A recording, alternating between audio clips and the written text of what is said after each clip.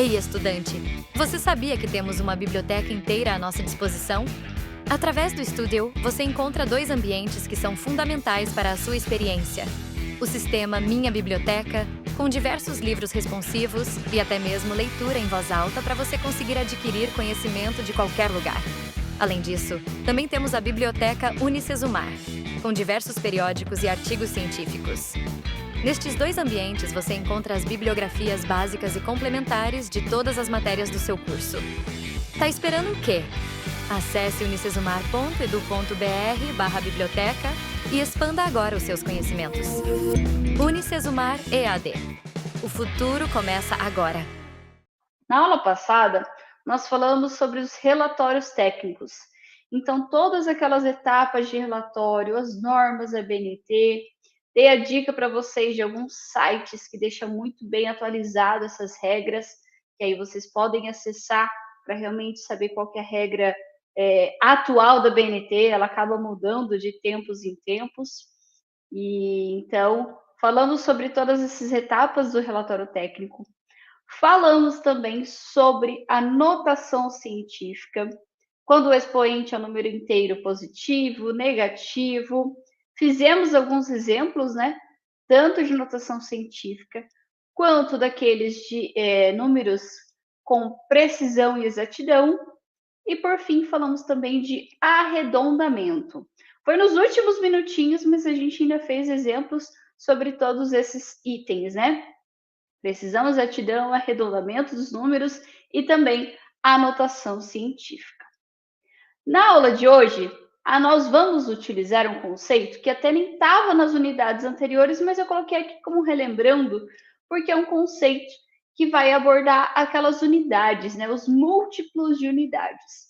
Então, para a gente lembrar que 1 ml de volume nada mais é do que 1 centímetro cúbico, 1 litro nada mais é do que 1 decímetro cúbico, e 1.000 litros nada mais é do que 1 metro cúbico. Então, a gente fala sempre sobre aquele volume de caixa d'água, né, de 5.000 litros, nada mais é do que 5 metros cúbicos. Aquele volume, então, de 2 litros são 2 decímetros cúbicos. Decímetro nada mais é do que 10 centímetros, né? E, por fim, o ml, que é 1 centímetro cúbico. Para quem tem dificuldade um pouquinho, é só pensar em 1 centímetro fazendo um cubinho de 1 por 1 por 1, vai dar um cubinho pequenininho, então cabe ali dentro o volume de 1 ml. Ok? Esses conceitos nós vamos utilizar para falar, então, sobre a aula de hoje, que é a densidade e a viscosidade. Já vou aproveitar antes de começar a falar o assunto mesmo, tirar a dúvida aqui do Paulo. Ele está falando sobre atividade mapa. Pessoal, atividade mapa, nós temos uma aula específica só para falar da resolução da atividade mapa. Essa aula vai acontecer na semana 8, provavelmente, 7, 8. Tá para a gente decidir ainda, mas vamos avisar vocês com antecedência. E a aula de Let's Talk, beleza? Então, assim, conteúdo do nosso mapa, conforme a gente vai falando, né? Eu dou aquela frisada no conteúdo importante. Aula passada eu não falei específico do mapa, mas disse, né, que tem atividades parecidas. Então, essas dicas todas. Mas, Paulo, para a gente não ficar cortando muito a aula ao vivo para falar da atividade mapa, já que a atividade mapa é mais extensa, vale mais nota para vocês, então já fica a dica, tenta fazer, mas não entrega ainda a atividade mapa, não submete, deixa ela feita, assiste a aula de Let's Talk, e aí vale para o Paulo e para todos, inclusive para todas as disciplinas, tá? Espera a semana 7, assiste a aula do Let's Talk, tira a dúvida de vocês dessa aula, e aí sim depois vocês entregam. Então, que bom que você já começou a fazer, viu, Paulo? Ótimo. Espera um pouquinho, com a atividade já feita, tira as dúvidas lá na aula de Let's Talk, assim você vai ter certeza que tá tudo certo, que você pode enviar com mais confirmação, beleza? Mas lá na semana 7, 8 a gente volta a falar, e aí uma aula específica do mapa, combinados? Pessoal, hoje nós vamos falar desses 2 assuntos, densidade e viscosidade. 2 assuntos que parecem até bem simples, né? Só que eles têm muitas consequências. tanto dia a dia, claro, quanto também industriais. Então, são fatores que precisam ser tomados em muita consideração, precisa ser levado em consideração para realmente aquela qualidade do produto final que nós estamos trabalhando, produzindo. Então, são fatores excelentes assim para ter o seu produto ali de ponta, sabe? Quando você terminar de produzir ele. Mas, claro, tem exemplos clássicos do dia a dia. Nós vamos dar esses exemplos para facilitar o entendimento da nossa aula. Conforme vocês forem lembrando de exemplos a mais, podem ir colocando aqui no chat também, beleza? Começando pela diferença entre a massa específica e a densidade. Parecem coisas iguais, mas são coisas diferentes. E aí a gente vai colocar aqui na teoria, naquilo que a gente considera realmente teoria, que é levado ao pé da letra, e no dia a dia, no experimento, como que a gente faz essa observação. A massa específica tem esse símbolo aqui, que é uma letra grega, chamada ρ, né? Massa específica, então, que é o ρ, é igual a massa dividida pelo volume. Essa massa específica, ela só vale quando nós temos um material que é 99,99999% de pureza. Nós temos que ter algo muito puro para dizer que só tem aquele elemento. Então, é difícil a gente dizer que a massa específica de um material é realmente 100% daquilo. Tudo bem? Então, mais ou menos é aquela. Você vai pegar aquela água destilada, deionizada, muito bem filtrada, para colocar que ela tem praticamente só H2O, não tem outro componente. E aí sim a gente tem a massa específica. Para a densidade, aí a gente já utiliza a letra D mesmo, minúscula. Essa letrinha D nada mais é do que a junção de várias massas. Então, vamos pensar na água mesmo. Aqui na água a gente tem uma quantidade de sais, tem outras impurezas, tem um pouquinho de gás carbônico ali dissolvido. Então, a gente coloca essa densidade como a junção de todos os elementos dividido pelo volume de cada elemento que faz um volume comum geral. Então, perceberam que a densidade é sempre quando a gente tem uma mistura de alguma coisa e a massa específica é quando a gente tem algo muito puro. Tanto o ρ, que é a massa específica, quanto a densidade são dependentes de temperatura e de pressão. Então, se a gente está falando da água e a gente está falando da densidade dela, temos que falar a 25 graus e a pressão de 1 atm para saber a densidade dela aqui. Se a gente está falando em outra pressão atmosférica, em um local mais alto, mais baixo, a gente está falando também de outra densidade. Por isso que tudo isso é muito tabelado, beleza? Ele depende de temperatura e de pressão. A densidade, além de temperatura e pressão, depende também da composição. Claro, né? Se a gente está falando de uma mistura, depende então da mistura de tudo que tem ali dentro. Mas a unidade desses dois é dado por quilo por metro cúbico, ou grama por centímetro cúbico, ou algo relacionado. O importante é ter massa por volume. Alguns exemplos para a gente entender a diferença, né? A massa específica do cobre, o elemento cobre, lá na tabela periódica, ele tem uma massa específica, então, de 8,96 gramas por centímetro cúbico. Já a massa específica do zinco é de 7,1 gramas por centímetros cúbicos. Vou até mudar aqui só para não ter confusão, né? Aqui é uma vírgulazinha, 7,1 gramas por centímetro cúbico. Quando a gente faz a mistura dos dois, que é o latão, a gente tem uma porcentagem de cobre e uma porcentagem de zinco. A junção desses dois elementos dá a característica do latão. E percebam que a densidade do latão ela é menor do que a do cobre e maior do que a do zinco. Já que a mistura dos dois elementos, ela também tem uma densidade intermediária desses dois elementos. Beleza? Então, a densidade do latão, a gente conseguiria até colocar um chute aqui, né? De fazer uma proporção de um e do outro, saber a porcentagem e dar um chute ali. Não necessariamente seria aquele valor mesmo, mas a gente consegue ter essa proporção. Além disso, vamos pensar na água do mar. A água do mar tem uma variação aqui de 1,01 a 1,03 gramas por centímetro cúbico. Já a massa específica da água, ela é 0,997 gramas por centímetro cúbico.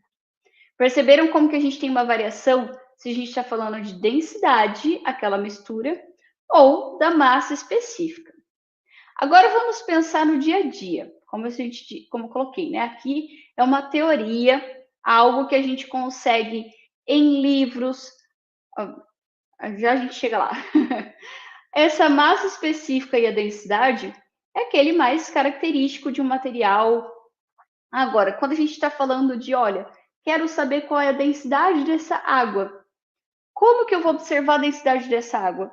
Eu não sei a proporção de cada elemento que tem aqui, não sei calcular tudo isso, observar um a um.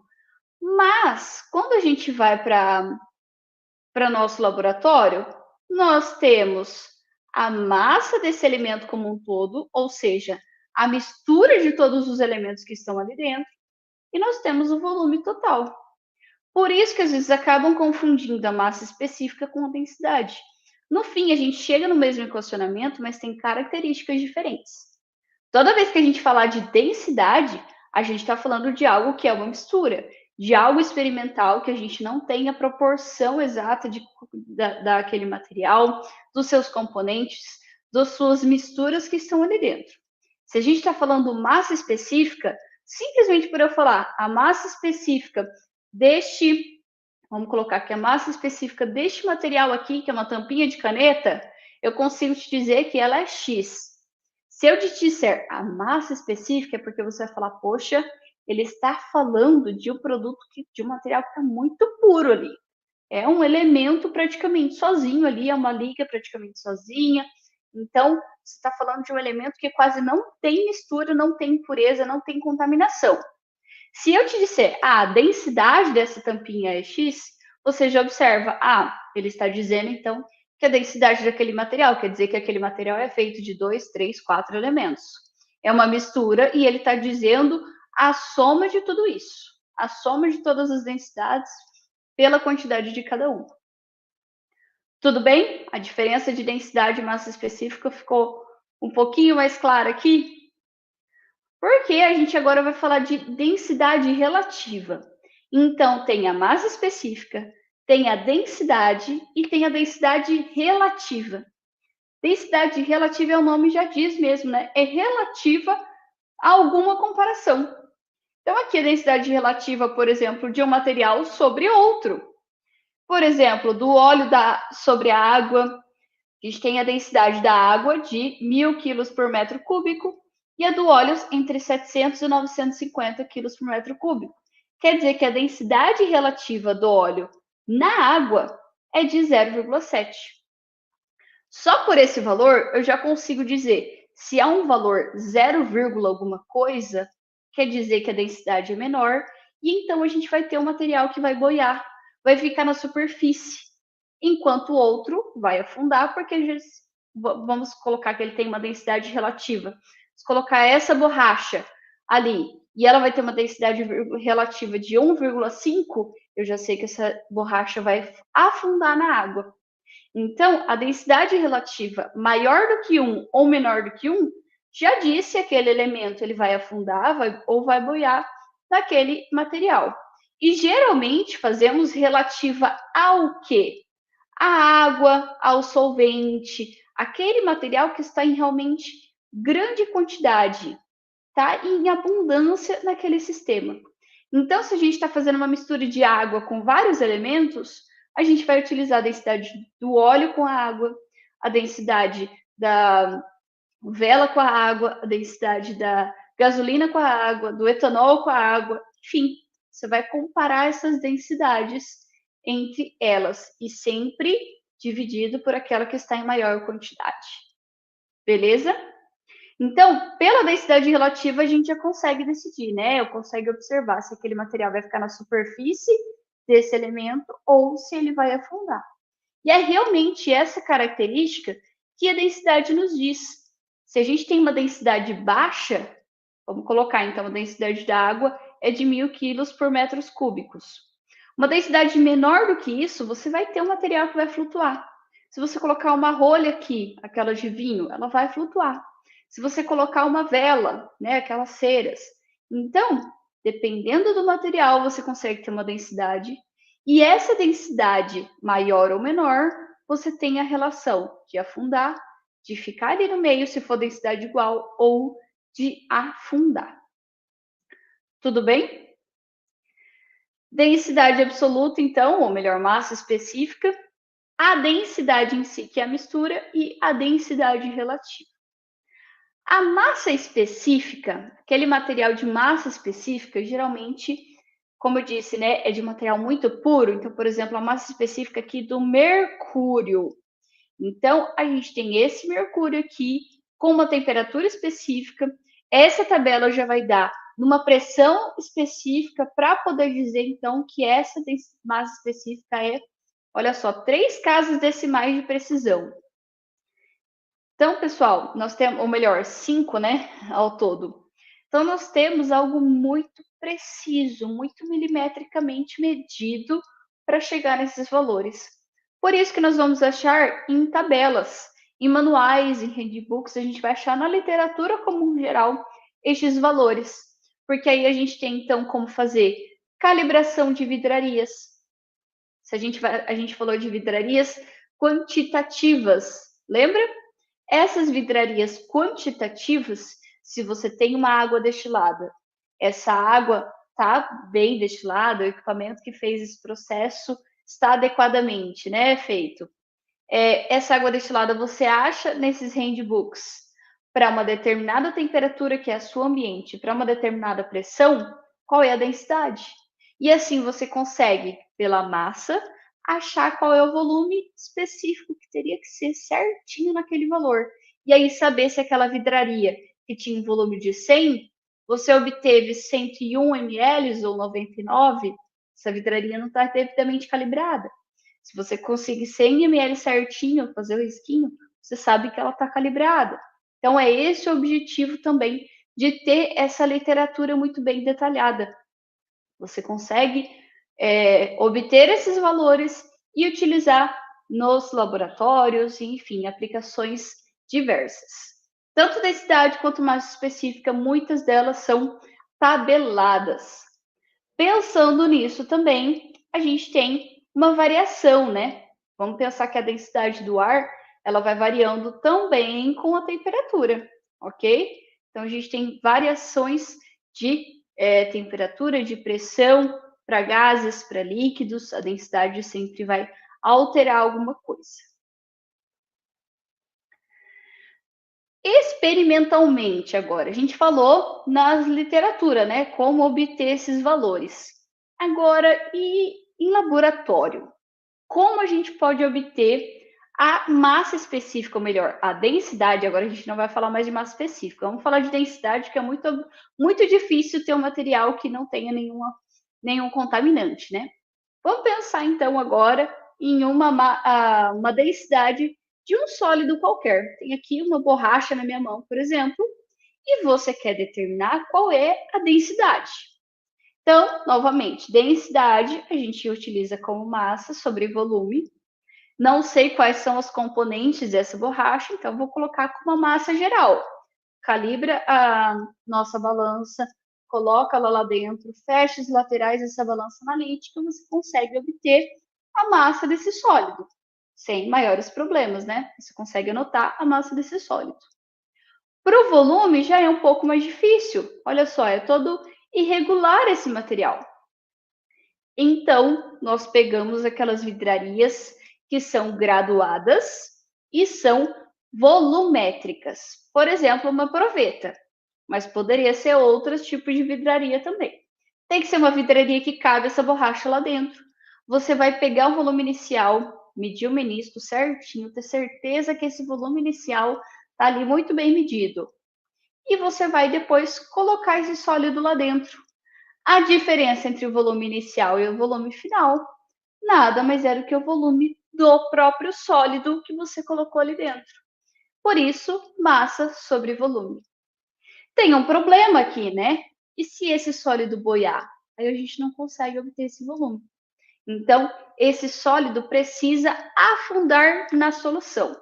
Por isso que às vezes a solução vai ser água, mas às vezes também não vai ser, porque se a densidade desse material for menor do que da água, ele vai boiar. Então você precisa achar um solvente que tenha uma solução, que tenha uma densidade menor para você poder colocar lá dentro e esse sólido afundar.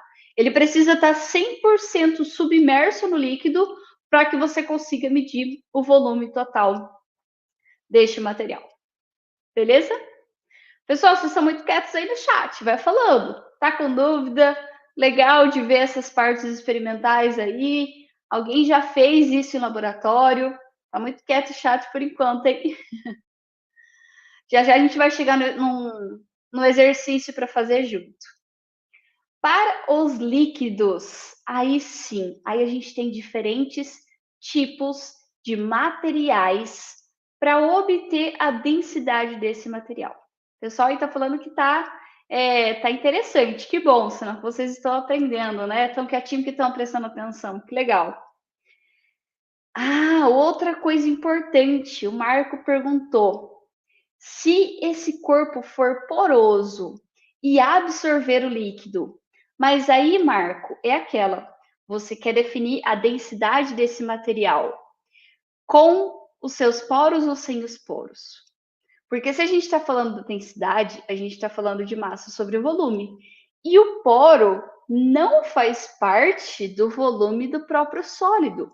Então, pode ser até interessante que esse sólido absorva esse líquido, para poder você ver realmente qual é o volume só de sólido, sem esses poros, né? Então, esses poros realmente entrando a água nos poros, você consegue ver qual que é o volume do material em si. Vou dar um exemplo, tentar colocar um exemplo aqui de uma buchinha, sabe aquele material que a gente toma banho mesmo? Vamos imaginar que você pegou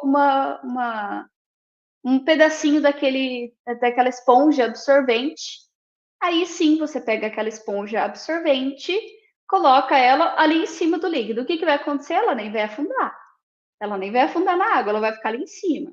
Aí você vai colocando ela mais profundo, ela vai absorvendo toda essa água. A água vai ocupando todo o espaço desses vazios.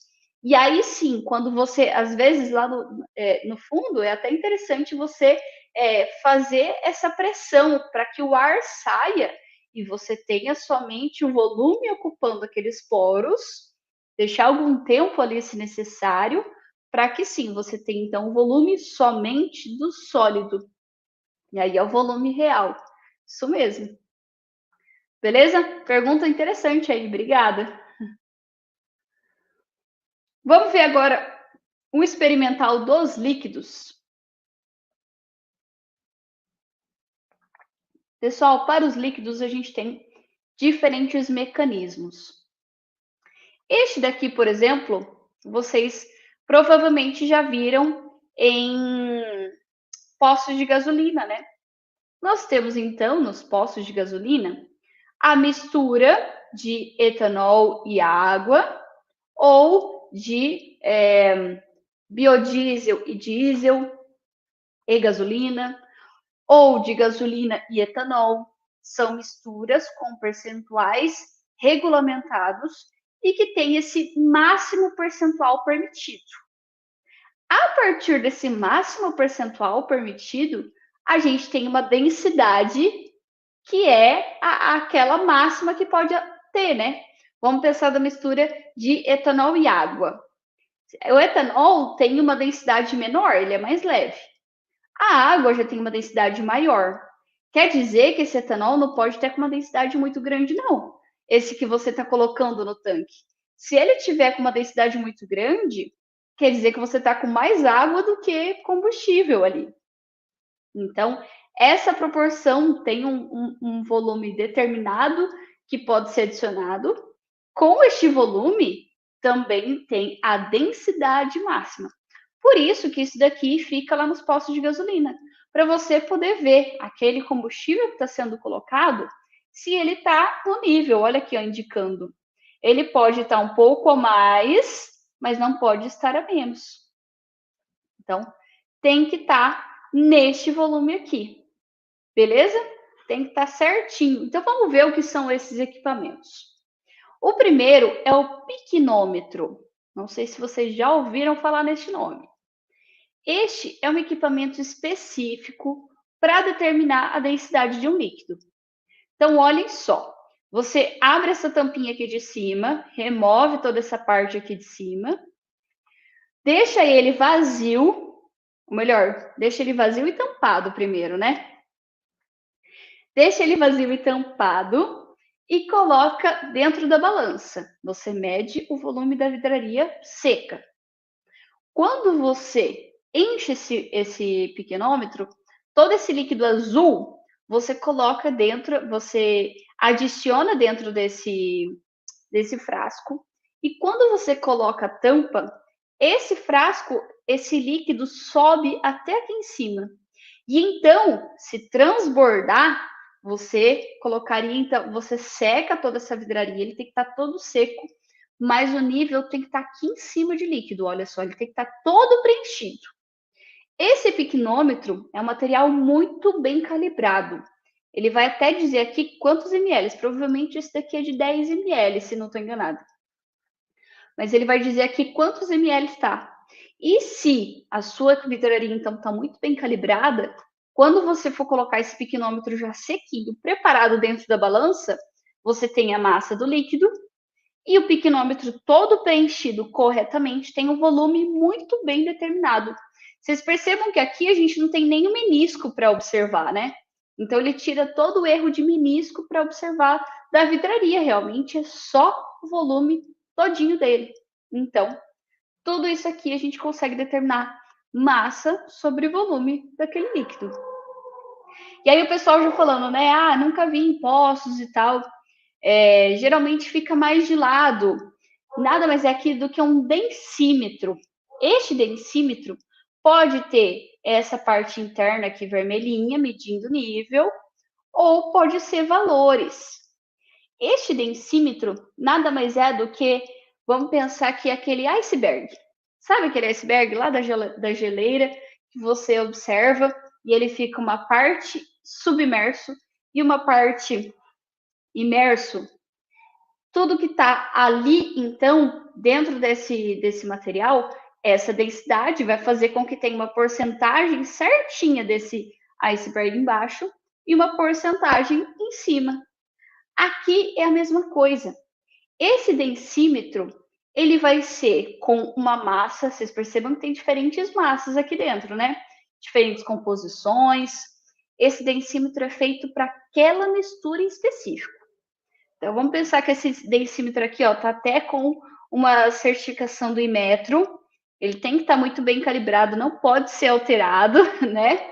Porque ele, então, vai indicar qual é a quantidade real de densidade que tem que estar esse material. Se ele tiver afundado um pouco mais, quer dizer que o seu material tá mais pesado. Então, a gente tem que colocar esse densímetro no mesmo nívelzinho, certinho, para que não tenha essa diferença. Tudo bem? Então, esse nível a gente mede realmente, ó, na altura do olhar, medimos o nível de graduação. Beleza? Ricardo aqui perguntou algo interessante. Para medir a densidade do líquido, não precisa ser uma temperatura controlada, pois o líquido sofre ebulição? Sim, Ricardo. Em teoria, precisa. Mas, ao mesmo tempo, a gente está falando de um material que está todo em tubulações, está todo colocado ali dentro, né? Então, ele está meio que num ambiente controlado. Se pensa bem, a gente ainda controlar a temperatura em todos os postos de gasolinas é um controle que a gente não consegue fazer, né? Muda de local para local, de tempo para tempo, de dia para dia, são muitas alterações. Então, equipamentos a gente não tem dessa forma. Esses densímetros, por isso que ficam geralmente aqui dentro de um ambiente um pouquinho mais fechado, um pouquinho mais isolado de temperatura, de variação de pressão. Mas sim, Ricardo, se for ver na teoria exata, precisa ser em temperatura controlada também, ok? O André falou que no diesel seria bom controlar a quantidade de biodiesel também, né? Alguns não seguem essa lei. Além disso, está alterando bastante, né? Essa quantidade de biodiesel a ser adicionada no diesel. Eles estão mudando da pandemia para cá, já aumentou bastante a quantidade de biodiesel no diesel. Além disso, o Bruno falou, né? Ele absorve muita água.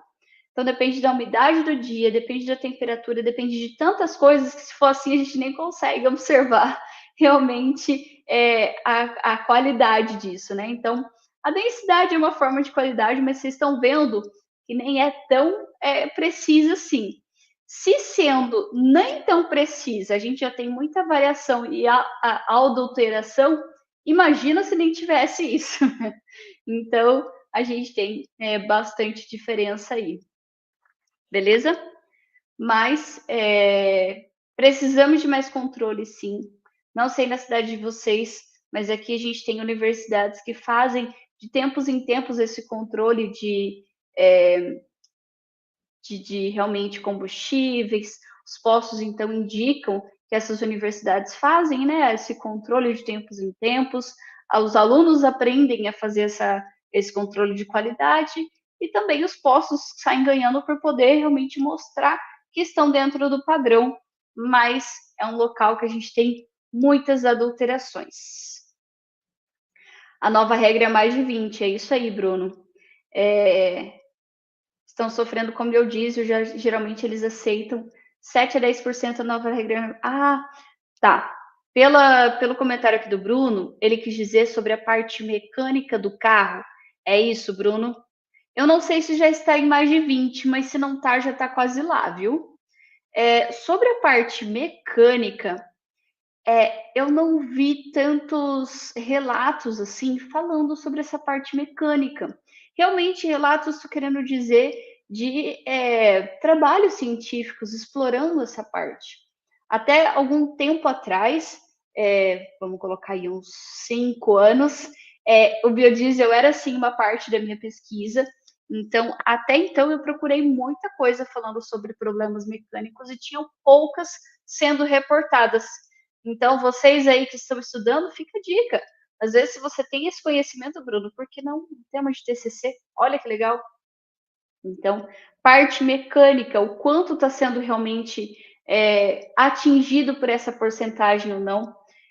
Nos livros muito antigos é que tem essa porcentagem acima de 30 e poucos que poderiam alterar a parte mecânica, mas livros muito antigos, a tecnologia mecânica e de automóveis vem mudando a cada tempo, então a gente precisa desse acompanhamento sim. E se não estou enganada, posso estar, mas lá fora, eu quero dizer, em outros países, é aceito o biodiesel já em grande quantidade. Então tem que também ver essa proporção. Será que é o mercado nacional desses automóveis? Será que é realmente uma aceitação de mais poluentes no diesel do que só o biodiesel? Então, vários fatores aí, mas já fica a dica, Bruno, é um assunto muito grande para ser falado, essa parte de combustíveis, e como a gente está falando, né, muito também manipulado para a venda. Vamos fazer um exercício, então, para sair um pouco da teoria? Porque a gente está falando muito nessas últimas aulas, né? Aula 4, vamos fazer um exercício de contas? Abram aí já o livro de vocês, ou então pegam um papel, uma caneta e uma calculadora.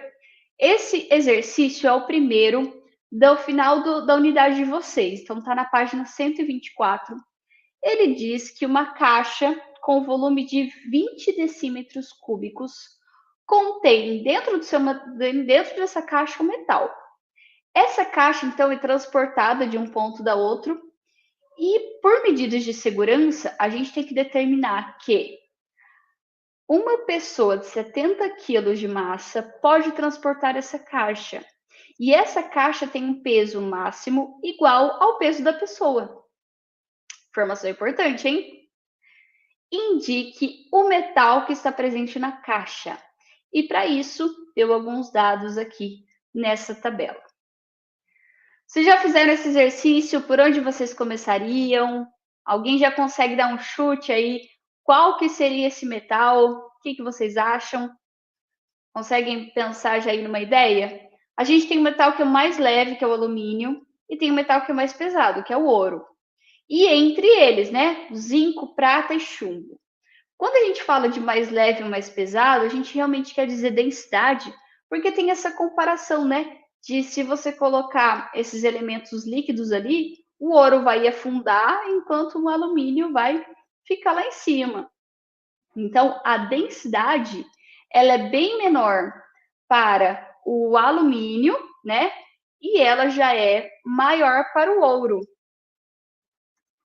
ok? O que vocês acham? Qual é o material que vocês acreditam aqui que está dentro dessa caixa? O Leandro já começou a chutar, né, aqui, né? Como sendo o, o, o zinco. Qual o outro chute aqui? Ninguém mais vai chutar qual que é o alimento, gente? Se fosse para carregar 70 quilos, teria que ser ouro para valer a pena. Ah, entendi. Porque senão não vale a pena, né, gente, todo esse esforço? Faz sentido, Bruno, faz sentido. O Marco já falou que é alumínio. Não vale olhar a resposta, hein, gente? Tenta fazer. O que vocês acham? Vou começar a resolução aqui. Se você está assistindo essa aula depois, vale a pena dar um pause, tenta fazer o exercício, depois você continua, ok? Vamos fazer juntos, então. O peso máximo da caixa quer dizer que é o peso de 70 quilos também, né? É isso que o exercício nos disse. Como a densidade nada mais é do que massa sobre volume, qual é o volume dessa caixa? Volume de 20 decímetros cúbicos ou 20 mil centímetros cúbicos. Percebam que a gente fez a transferência aqui, então, de grama e centímetro cúbico para bater com essas unidades aqui de densidade. Não precisa bater, né? A gente pode transformar tudo, por exemplo, para quilo por metro cúbico. Só que aí você teria que transformar todos esses itens para quilo por metro cúbico. Para na hora de comparar, você comparar com as mesmas dimensões. Quando a gente tem, então, densidade massa sobre volume, achamos uma densidade máxima, ou seja, aquele valor máximo exagerado de 3,5 gramas por centímetro cúbico. Ou seja, abaixo disso só tem um. Igual esse valor poderia ser, né? Mas a gente não tem uma densidade aqui de 3,5 ou menos. Menos que isso é o alumínio, que é 2,7. Pronto, chegamos a um resultado. Fiz de propósito diferente do que está na resolução de vocês. Beleza? Então, até o Bruno, acredito que estava fazendo da mesma forma que eu aqui, de calcular a densidade, massa sobre volume. Mas no livro de vocês está um pouquinho diferente a resolução. Então, vale a pena também vocês olharem qual que é a forma de resolução que vocês preferem. Beleza? Gostaram? Vamos para o último assunto da aula, que é a viscosidade. A viscosidade já é, então, um assunto um pouco mais, não difícil de observar, mas é um material que a gente tem que ver os detalhes. Temos a viscosidade dinâmica e cinemática. A viscosidade dinâmica é aquela absoluta. Já a cinemática, ela é dividida pela densidade ou pela massa específica, que é o ρ. Então, vamos usar só a dinâmica. Toda vez que a gente falar de viscosidade, a gente vai ficar desse mi. Pra quem não sabe, essa daqui é uma letra grega chamada mi, ok? M-I mesmo. Então, a viscosidade dinâmica ou absoluta é a força requerida para mover uma unidade de área, uma unidade de distância, esse determinado fluido. E a unidade que a gente está falando disso, então, é o poise ou o centipoise, se for uma unidade, então, menor do que essa. Beleza? Viscosidade é aquela resistência à deformação. É aquela, então, fricção que faz, é aquilo que você quer fazer com que esse mel saia desse pote ali, mas você não consegue. Mel muito viscoso. Mel é o exemplo clássico da gente ver uma viscosidade. Se você virar esse copo aqui com água, opa, para cá. Se você virar esse copo com água, não tem muito problema de viscosidade, não. A viscosidade dele é baixa. Tem uma viscosidade, temos um valor, mas um valor baixo. Se a gente já vai olhar uma viscosidade, por exemplo, de um material como o mel, uma viscosidade mais alta. Então, é mais difícil o seu movimento. Para observar essa viscosidade, a gente tem então uma placa de orifício ou um viscosímetro. A placa de orifício nada mais é do que realmente uma plaquinha que você coloca embaixo e em cima coloca esse material. O quanto demorar para o fluido sair daqui de cima e chegar até a placa, cronometrando, é essa viscosidade que a gente consegue calcular. E o viscosímetro nada mais é do que uma rotação dentro desse fluido e ele consegue medir a resistência que essas pás têm de fazer essa rotação. Então, a gente tem diferentes valores. Pessoal, o exemplo clássico de viscosidade, acredito que o pessoal, até mais os homens, mas muitos vão sim identificar essa diferença, é aqueles óleos, né? Tem óleos W40, W60, W80, tem vários valores, nada mais é do que diferentes viscosidades. Então, quanto mais viscoso, mais ele se adere na superfície, mais ele vai então grudar naquela superfície e ficar ali. Enquanto menos viscoso, mais fininho vai ficar aquela camada em volta dessa tubulação. O Eduardo já começou a falar os 5W30, W40, tem vários valores, nada mais são do que diferentes viscosidades. O Bruno fez uma pergunta interessante, né? O viscosímetro é dedicado para cada fluido ou serve para qualquer fluido? Posso estar equivocada, mas eu acredito que o viscosímetro ele serve para todo fluido. Até que sei, a gente tem um viscosímetro, no máximo 2 ali, dependendo da amplitude. Mas se a gente vai fazer a viscosidade de um óleo, por exemplo, de uma graxa, de um mel, a gente faz o mesmo equipamento. Ele vai medir uma amplitude ali, mas ele vai medir para vários materiais, beleza? Tem a temperatura adequada também, que você coloca esse material. Às vezes ele é tão viscoso que você precisa diminuir, aumentar a temperatura para que ele fique um pouco menos viscoso, né? Tem isso também, gente, viscosidade se altera muito com a temperatura. Pensa no mel que você coloca na geladeira. Esse mel fica muito viscoso, ele fica rígido. Você não consegue retirar esse mel dali, né? Então ele tem uma viscosidade muito mais alta do que o mel que você, por exemplo, coloca no fogo e deixa ele aquecido. Então ele vai ter uma viscosidade menor.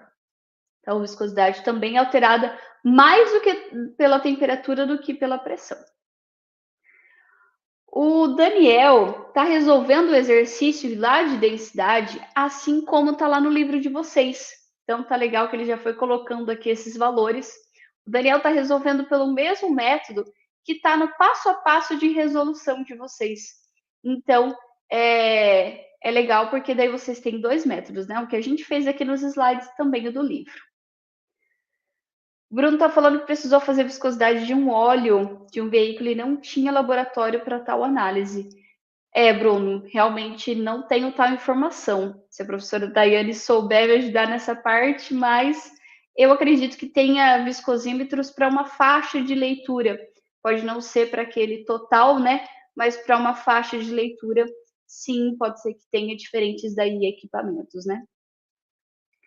O André tá falando, né? Realmente é um saco tirar realmente todo aquele material de dentro ali do mel. Então coloca na água quente para ajudar. É isso aí. Então, quanto maior a temperatura, mais essas moléculas se agitam. Quer dizer que menos a gente tem a viscosidade, ela se adere, menos aderência entre as partículas, para que então essa viscosidade seja um pouquinho menor. Ricardo está falando, densidade tem alguma relação com a viscosidade? Um líquido mais denso será mais viscoso? Não necessariamente, Ricardo. São casos a casos, ok? Até porque densidade a gente vai ter para sólido, líquido e gasoso, enquanto a viscosidade é só para líquido e gás, né? A gente não tem a viscosidade de um sólido. Além disso, não é diretamente proporcional. a gente tem, então, às vezes, uma relação de maior densidade, maior viscosidade também, mas isso não é necessariamente regra, ok, Ricardo? Então, caso a caso, a gente não consegue ter regras aqui para correlação entre eles. Fechado, gente? É isso? Aí, ó, o Bruno até falou, ó, um bom exemplo é o mercúrio. Ele é muito denso e pouco viscoso. Obrigado pelo exemplo, não tinha pensado disso. O caso de mais viscoso, mais volume, e ao contrário, se interfere no volume do material. Acredito que você está falando da viscosidade, né? Se interfere no volume do material. Mais viscoso, mais volume, menos viscoso, menos volume? Não, não necessariamente. A densidade tem a ver com massa e volume. A viscosidade, não. A viscosidade realmente está relacionada só com as partículas. Talvez você está querendo dizer que se a gente agitar tem maior volume e por isso diminui a viscosidade? Também, mas é um aumento de volume mais microscópico do que macroscópico, ok? É que realmente vamos pensar, maior a temperatura daquele mel, maior essas moléculas ficam agitadinhas. Quer dizer que, ao invés de se aderir muito e ter uma viscosidade muito grande, aquela aderência entre uma molécula e outra ficar juntinha, você tem maior maleabilidade, porque ele já está em mais agitação. Então, é essa proporção mais direta, entendeu? Mais viscosidade e temperatura do que temperatura e volume. Beleza? Espero ter solucionado aí sua dúvida. Pessoal, por hoje era isso. Espero que tenham gostado da nossa aula, bate-papo dos exercícios. Final de unidade de vocês tem mais exercícios legais, então aproveitem fazer. Tem exercícios de verdadeiro ou falso que fazem vocês pensar um pouquinho sobre o assunto que a gente falou hoje. Isso acredito que fecha tudo que a gente falou até agora. Combinado? Obrigada pela participação de vocês. Gosto muito quando vocês compartilham assim as opiniões e dúvidas da aula. A gente se vê semana que vem. Tchau, tchau, gente.